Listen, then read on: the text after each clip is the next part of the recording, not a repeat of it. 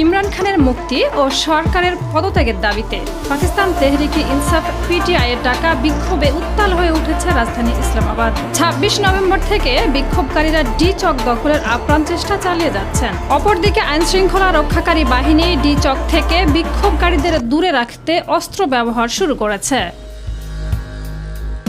২৬ November বিক্ষোভকারীদের অনেকে গুলতি এবং লাঠি হাতে নিরাপত্তা বাহিনীর সাথে সংঘর্ষে লিপ্ত হয়।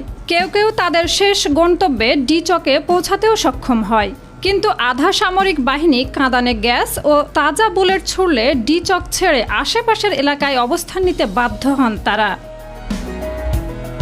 ইমরান খানের প্রধান সহযোগী আলী আমিন গন্ডাপুর ঘোষণা করেছেন, তাদের দাবি পূরণ না হওয়া পর্যন্ত ডি চকে তারা অবস্থান কর্মসূচি পালন করবেন।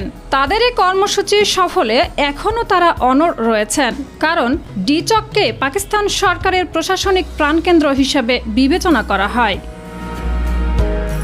ডি চকের দখল নেওয়ার অর্থ হচ্ছে রাজধানীর নিয়ন্ত্রণ হাতে পাওয়া। বিক্ষোভকারীরা সেখানে অবস্থান করতে সমর্থ হলে দেশের প্রশাসনিক ব্যবস্থা কার্যত অচল হয়ে যেতে পারে। বাংলাদেশের জুলাই গণ অভ্যুত্থানের প্রেক্ষাপটে পাকিস্তানের আন্দোলনকারীদের কাছে ডি চকই আরেকটি গণভবন, কারণ ডি চক ইসলামাবাদের রেড জোনে অবস্থিত। এলাকাটি ডেমোক্রেসি চক নামে উল্লেখ করা হয়। স্থানটি বহু বছর ধরে প্রতিবাদের স্থান হিসেবে ব্যবহার করা হচ্ছে। এর আগেও বিভিন্ন আন্দোলনে ডি চক দখলের রেওয়াজ পাকিস্তানে চলে এসেছে। এদিকে পাকিস্তানের সাবেক প্রধানমন্ত্রী ইমরান খানের স্ত্রী বুশরা বিবি জানিয়েছেন, ইমরান খানকে না নিয়ে তিনি ডি চক ছেড়ে যাবেন না। যদি ছাড়তেই হয় তবে তিনিই হবেন শেষ নারী।